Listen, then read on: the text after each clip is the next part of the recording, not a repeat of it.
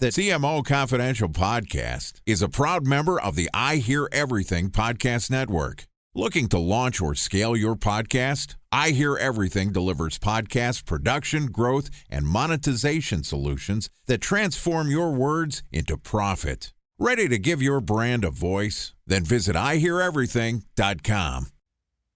Welcome to CMO Confidential, the podcast that takes you inside the drama, decisions, and choices that go with being the head of marketing. Hosted by five-time CMO Mike Linton.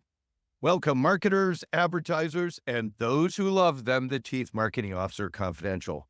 CMO Confidential is a program that takes you inside the drama, the decisions, and the politics that go with being the head of marketing at any company in what is one of the most scrutinized jobs in the executive suite.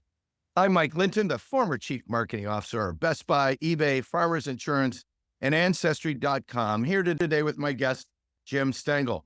Now, this show is brought to you by Props, our title sponsor. Props is a performance-driven content platform. They combine the attraction of creator content with the results of paid media.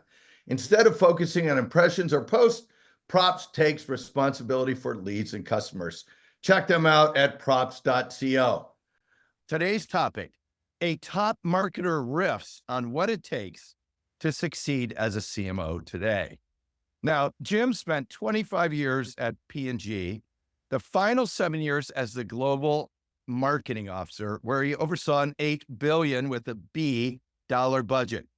After that, he founded his own consulting company, wrote a book titled Unleashing the Innovators, became an adjunct professor at UCLA and Northwestern, and started a podcast called the CMO Podcast. Jim, we're all waiting for you to accomplish something we can be proud of. So I'm glad you're on the show. Full disclosure, I've known Jim for a number of years as we are both Procter & Gamble alums and original members of the Marketing 50. And I'm really excited to have him on the show. Welcome, Jim. Thank you, Mike. Hey, the global reunion of P&G, happened 2 weeks ago. Did you go? I missed that. Sorry. I heard it was great though. So. Yeah, it was in DC. I didn't go either. I was actually given the McElroy Award at that event. The deal was you had to show up and give a speech, and I was very honored. And Ed Tazia, who organizes this whole thing, I accepted. I booked it on my calendar. Then my daughter decided to get married that weekend, so I called Ed and I said, Ed, I gotta go to my daughter's wedding, and he was like, "That's the only excuse for you not showing up." So we had a beautiful wedding a few weeks ago, and I made I made a video of it, and it all went well. Well, congratulations. At last, someone has recognized your accomplishment. Thank you, Mike. Congrats on the wedding. So, hey, Jim, let's start. Give us an overview of the dominant themes you are seeing out there today in the marketing landscape. You haven't lost your P&G style there, Mike. You asked me do I have to limit this to one page or three bullet points? Three bullet points. Okay, very good. All right. Well, the first one, I grabbed this coming out of the Cannes Festival this year, which is a good barometer for what's on people's mind. And it's the biggest gathering of marketing people in the world. And a lot of people are just saying, we are all in the attention game. And so it's so hard to get engagement. There's so many distractions. The generations that are emerging as consumers are obviously distracted by a lot of things. So I think we just have to, you have to think about yourself in the entertainment and attention game. And if you're not able to get someone's attention, you can't even start. We used to call it awareness in the old days, I guess. But now I think attention's a much stronger word. And you don't have to look any farther than Barbie this summer to see, this is a very old brand that has had tough times and good times. And that movie put them at the center of popular culture, and look what it's done for their stock price, their brand, their sales, and their future partnerships. It's kind of established a platform for that brand that can go so many places. So attention and entertainment, I think, is a big theme. I'd say the second one, and closely related, is creativity as a capability. We don't talk about that enough. It's a big word like innovation, like culture, but if you're not able to harness creativity and attract creative people to your company and in your partnerships, good luck. in any marketplace, but especially today's. And, you don't have to look further than TikTok on that, right? Right. They are a culture that, however your opinion is of them, they are a culture that rewards creativity, looks for creativity, and works with creative people extremely well. And to your point, they also, that is entertainment too. Totally. Yeah. Yeah, totally. And I think the third one I would underscore, and maybe I'll take another one after this, is purpose, right? And I know we're going to talk about that. I think it's a word we've been wrestling with for decades. I think it's still misunderstood. A strong purpose on a brand is about growing the brand and making an impact on people's lives. Companies and brands who still do that do better in the market, attract more customers, attract better employees. So I think it's still, and I think Microsoft is a beautiful example of that. And look at that company; they have an incredible leadership team, an incredible leader, an incredible sense of purpose in the world, and you can see what's happening to their culture and to their sales. And then the last one, I will borrow a quote from my podcast show from one of the CMOs I interviewed. I think it was the Wendy's CMO, but I love this quote. He said, CMO is 90% chief, 10% marketing. 90% chief, 10% marketing. So when you're a CMO, you have to think about yourself as part of the C-suite, part of the leadership of the company, a representative of the company, a peer of the other functions. And if you have that mentality and you seek to make a difference as a corporation, leveraging your skills, your talents, and your organization, you work well with other functions, you will have a good career. If you don't do that, you will have one stint as a CMO. So in a little bit, I want to drill down on the creativity versus efficiency story that I see in marketing. I love the 90, 10% thing. Let's talk about purpose a little bit. And you've written a lot about it. Why don't you describe purpose for our listeners and talk about what it actually means and how it shows up? Well, the first point I would make about it, purpose is when it's not linked to your business and your business outcomes and your business strategy, it's not going to work. It's not social marketing. It's not cause marketing. It's not philanthropy. It's not doing well.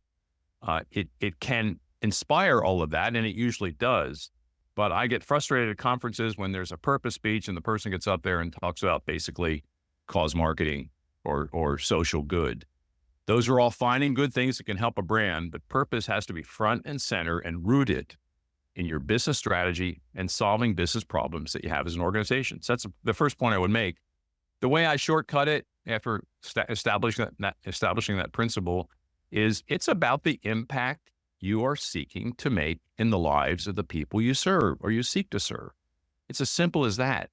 If you can have a higher impact on their life, make a bigger difference in their life through your products and services in a way that's relevant for your category, you will, if you execute well and consistently over time, you will beat your competition. Right, but you were drawing a distinction here, though, between this purpose of altruistic good or helping society and the purpose of the brand or the product or service doing something important for the consumer in their day-to-day or week-to-week life, right? That's because I think it's important for you to draw this out a little bit for our listeners and put the fine point on what you mean by what this does for the end user in terms of purpose.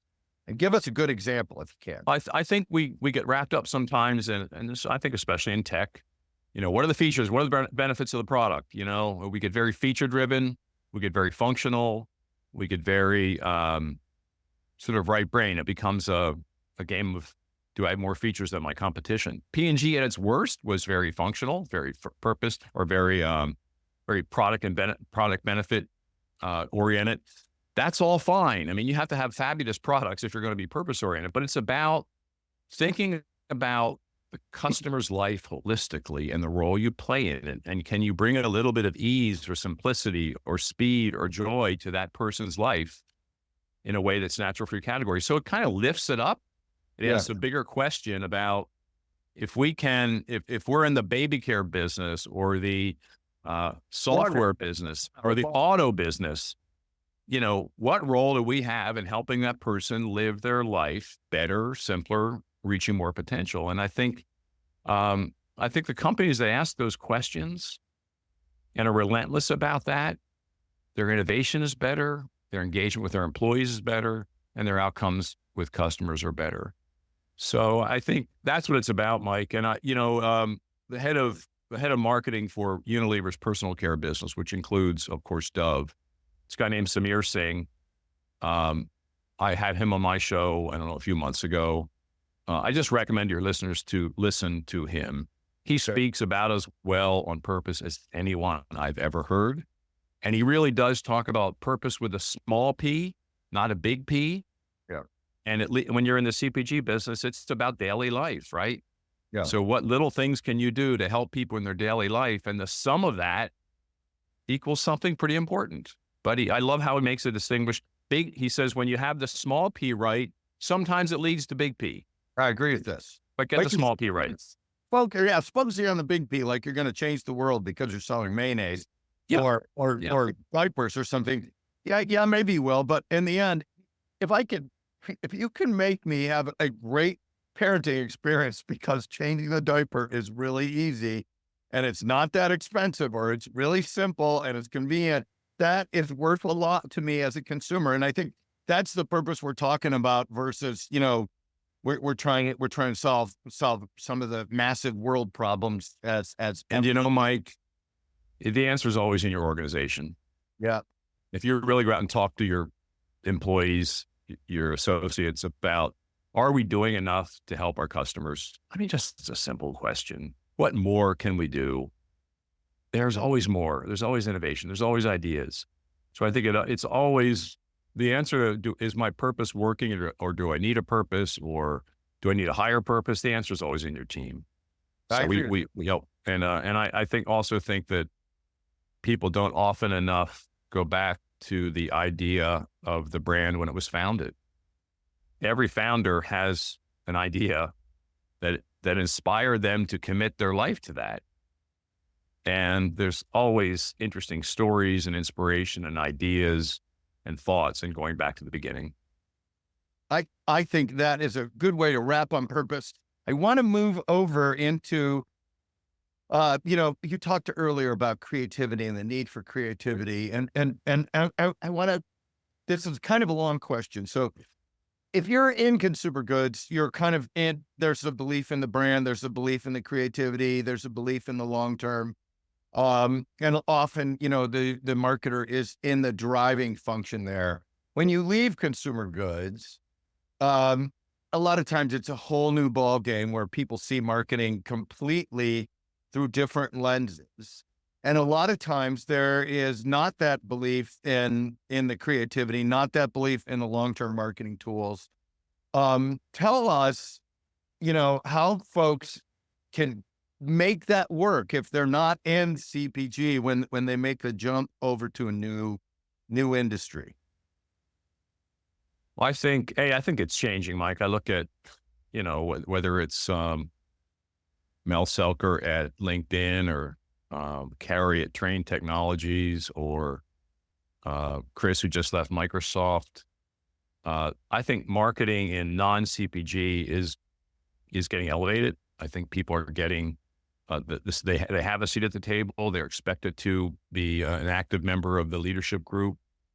But I guess the short answer to your question is when you flip out of CPG or a category where marketing is really valued and into another category, I would say understand what drives the business, how you make money, what's the business model, what are others' opinions of the impact that you could potentially make on the outcomes of the company.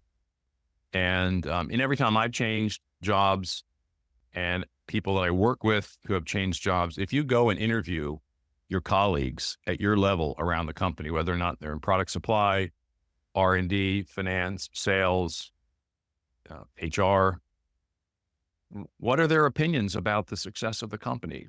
What are their opinions about the impact and value of marketing? What would they do if they were you? If you do those interviews sincerely and synthesize that, you will have your agenda. And it will be important to the enterprise. I agree with that. I think one of the things I would also recommend is if you can do that in the interview process, you will learn if the job even better.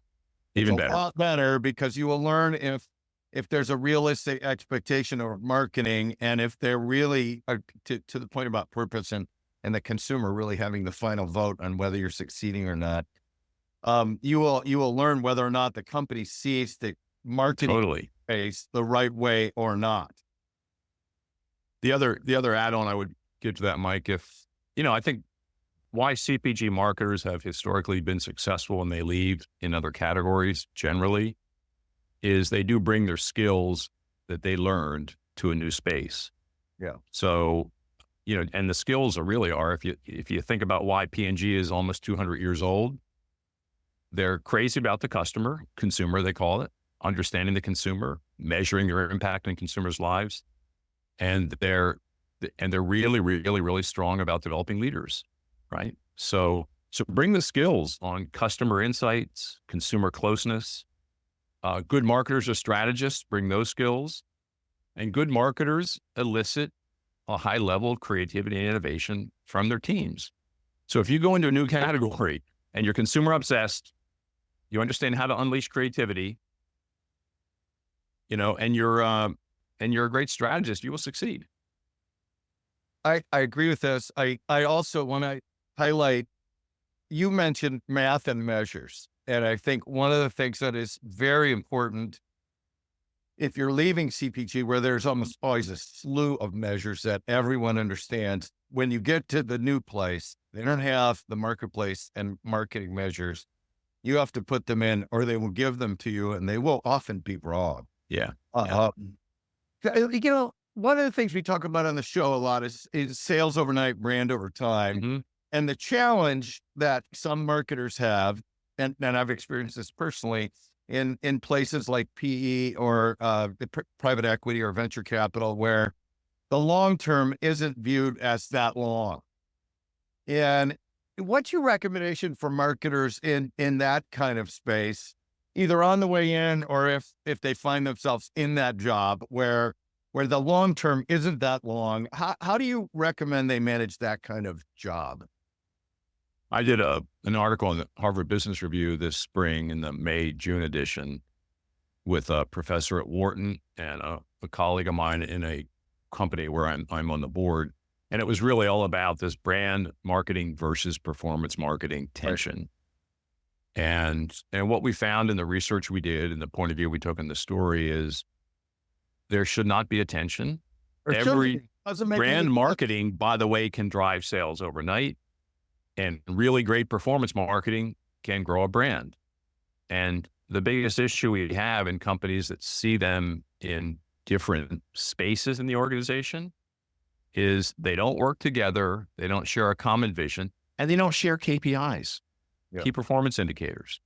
So if the performance marketers are measured on their brand and brand marketers are measured on sales, together, they will work together, the work will be coherent, and the entire brand will lift. And that's what we found in our research. So for those listeners who's quote performance marketers, I don't even love these words, but they are what they are.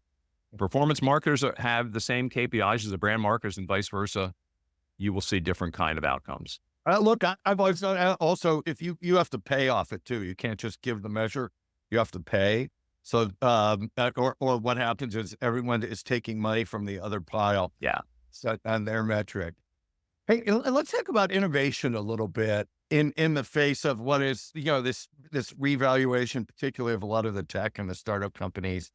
Because you've talked and you think a lot about innovation, and then you have this AI thing sitting on top of innovation. Talk about innovation, marketing, AI. How should people be thinking about it going forward, and what the marketplace is today and going into the next year? Well, the marketplace in all times values innovation, right? So if you walk away from that, even in tough times, you are mortgaging your future. And we have no shortage of cases of companies that have done that well and those that have not. AI, if you're not using it personally, start. Right. And if your company doesn't at least have I looked at some recent data about number of companies who are experimenting with AI. I mean, it's very high, as you would expect, 85%. The ones that see it as fundamental to the strategy, about half the companies surveyed say this. But the learning I've had in using it myself and with the people that I associate with is, you need to link it to your business strategy. And so and then start testing things. So if you feel like it can help you write software better, then start using it. If you think it can help you build better architectural designs for gardens, if that's your business, start doing it. If it can help you synthesize data better and write summaries, which is how I'm using it, get on with it. If it helps you start speeches, get on with it. So, but I think in the creativity communication field, it's already having a large impact. In customer service, it's already having a large impact. I think in data analysis and benchmarking, it's having a big impact. So, and certainly we did a workshop on this at the Cannes Festival this year with about 60 marketers, and they all had ideas. They were all experimenting. They were all learning from each other. So I guess the other point I'd say, Mike, is understand what people are doing outside your category. That's the benefit of organizations like the Marketing 50, the ANA, the Cannes Festival. Get out there and ask other people what they're doing, what's working, what's not. Get knowledge, good practice, but also don't throw your whole strategy over to something you don't fully. No, that's correct. We've had a couple AI specialists on the show, and they basically say, look, first at efficiency gains, later at revenue generation. And we had one futurist say, it's great for tasks that aren't super important right now, but there's a lot of those tasks. And so you can outsource it to that. He also compared AI to like having 1 million cocky 16-year-old intern working for you who will produce a lot of stuff, but none of it will be at that creative super height, I think, and innovative height you were talking about earlier. I want to shift over to business schools in particular, college and business schools. You're a professor and you've written a lot. Are business schools teaching the right thing for future business leaders and marketers now? Because there's some people that say they're behind the curve a little bit. I think it's mixed, Mike. I think it's highly variable. I think it's very dependent on the professor, of course. It always has been, I guess. But it's a very, the business model of business schools is very dispersed, right? Right. Really, the faculty are pursuing many times their own agendas. It's very hard to get a coherent agenda as a dean at any business school. So I think some professors are making an enormous impact on the students, in some way less so.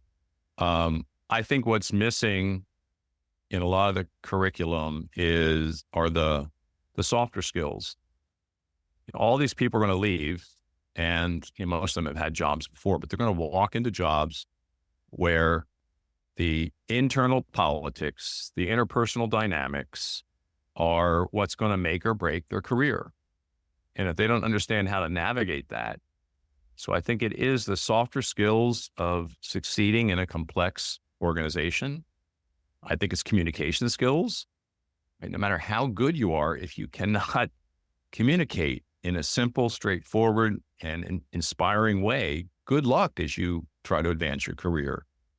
And I do think this idea of 90% chief, 10% marketing, all the great CMOs of the world, and you know this, they're great team leaders. They're about their teams. They see their success as their team's success. And I don't think there's enough pragmatic education on best practices in those areas. So I think it's the softer skills. And if your next question will probably be what's really missing. And that's I think a great question, Jim. I think you should answer that. I think I've done a lot of thinking about this and a little bit of writing. Nothing that I've put out there in the world in a big way. But I've been doing a podcast as you're doing, and you're doing it weekly, which is amazing. I've been doing it for 5 years and interviewing the same kind of people you're interviewing. And I ask a lot of those people, what's the most important characteristic of a successful CMO? And the most often answer, the most frequent answer to that question is curiosity. And I mean, Cannes last year, I had Ted Sarandos at Netflix in my class. He said curiosity. I had the Unilever CMO in the class, curiosity. And start to unpack that. What does that mean? How do you be a curious person? Can you train curiosity? What's good curiosity and lack of curiosity? And how do people who are curious spend their time? How do they lead their teams? And so I've done some work on how to sharpen your saw, improve your skills in being curious. And you know what happens with that? It's actually very fun. It's very kind of rewarding as a human being. It does change how you spend your time. But I do think it is a skill. It can be taught, it can be learned, and it can be applied and can be improved. And I would like to see business schools tackle that in a bigger way. And I've done a bit of teaching on that myself, and it leads to really interesting places. I think this is a really important point because you see some companies will elevate a CMO based on a bunch of technical box checks. A lot of those CMOs are going to fail because they have not managed all the functions or all the things that they're going to run into. And if they just try and math base that like their historical approach, they won't get it right. So I think that's an important thing. Hey, Jim, there's been a ton of change in media and the agency business. Lot of things going on. Where's this all headed? Well, I think, if you want creativity and you want to be a curious person, partnerships are going to be important. And they still are important. Obviously the big holding companies are going through adjustments and replatforming and restructuring, a lot of consolidations happening, as you know. But if you go to most successful brands and you ask them who are the most important people driving those brands, obviously they're going to talk about people inside the company, but they're also going to talk about partnerships. And they might be content partnerships. They might be, in some cases, celebrity partnerships. Right. It will be partnerships with a variety of outside people, companies who are really good at what the company's not good at. And so I think the world in the future possibly will be even more important to have strong partnerships outside your firm. But I think those are shifting, and those will continue to shift based on what companies need. The most important question, or one of the most important questions we need to ask as senior marketers: what do I want to be great at inside? It's not a new question. And what will I not be great on inside that I want to outsource or find partners for? And I think, companies like P&G have been pretty good at that over time. Yeah. And they tend to value their outside partners, and they tend to ask them to bring everything to the table in what they're good at. And when you have that dynamic happening and you set the right briefs, the right goals, the right ambitions, you get people who are different from you, who bring different things to the table than you do. And that's where success is. And I think that's perhaps even more the world we're walking into than it has been in the past. And they get, as more and more, particularly in technology, emerge, they can go a lot deeper on those issues. Correct. And you can hire all this experience. We have a whole show on vendor management talking about this, which is if you try and do everything, you're going to be doomed. So you got to get really good at vendor management and picking vendors, and then partnerships. Hey, Jim, there's a ton of questions I could ask you. So maybe you'll come back on the show sometime in the future. Anytime, Mike. Thank you. So let's finish. It's a two-part question. You can take both parts or either one, but you have to take at least one. Practical advice or funniest story you would like to share with our listeners. I love it. I'll do both. Hey, right. And the practical advice, gosh, I'm gonna borrow from Antonio Lucio here, who's a friend of mine. He's been like you, an amazing CMO in many companies over his career. He did a remarkable video when he left Meta. I recommend everyone find it and watch it. And I think there are a lot of lessons in that video, but two of them resonated with me. And the first one is take care of yourself, right? Watch your physical health, your mental health. These jobs are hard. They're demanding. I mean, when I came in as CMO at P&G, my CEO at the time, A.G. Lafley, looked at me and said, don't try to outrun this job. It'll kill you. It'll kill you. And then, so take care of yourself and be deliberate about that, intentional. Don't get sucked up. It will, and Antonio talks about mental health, depression, heart attack. He's had some rough times because he didn't make that a priority. And then I think a second piece of advice he has in that video, which I think is remarkable, and I agree.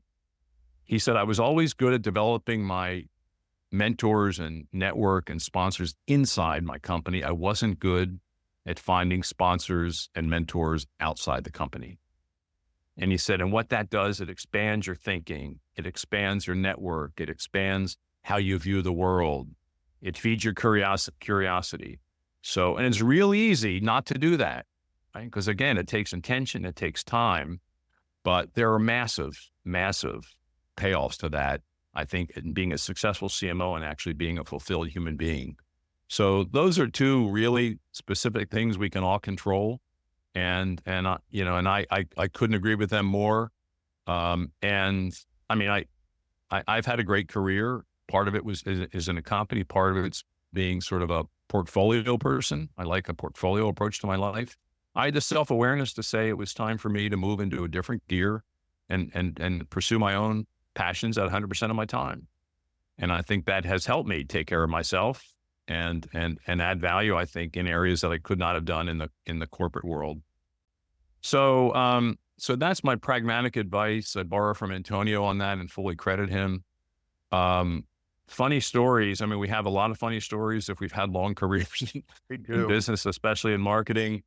I mean, with the one that I think I would share where there's a good lesson in it is I'll try to make this short, but I was sent to Eastern Europe in the early days to be a general manager over a couple of countries. And we were entering new categories all the time. So I had this brilliant idea. We had a superior product in this one personal care category that we would think big and sample every person in the country. Wow. And if we would sample every person, we would get dominant share and we'd have higher loyalty because the product was so great. Well, I did that and we spent a lot of our money early in the fiscal year on that. And we didn't sell anything for like 3 months. We sampled and we didn't sell any. Well, do you ever look at a shipment report and see zero? Sadly, I have. It's terrible. So what I did, this is a good lesson. It's funny now. It was not funny then. I missed my forecast. I sampled, my sample pack was like 4 months of consumption because they used so little of the product because they didn't have a lot of money. They were not used to using this category. And so if I had done a little bit of consumer research, I could have avoided that, but I didn't. I reapplied what worked in some other countries who had different habits. So know your consumer in your market, or you can have a story that is hard at the time. What do they say? Comedy is tragedy that happened one time and it becomes comedy. That was tragedy in my career at that point. It became a very funny story. That's an awesome story, and I think a great way to end the show. Thank you, Jim, and thanks to everyone for listening to CMO Confidential. And thanks to our title sponsor, props.co. Look for our other shows on Spotify, Apple, and YouTube, which include What Your Agency Wants to Tell You But Won't, parts 1, 2, and 3, a top executive search person's perspective on marketing, sales, and communications, a content streamer's view of media, and B2B marketing, a report from the front lines. Hey, all you marketers, stay safe out there. This is Mike Linton signing off for CMO Confidential.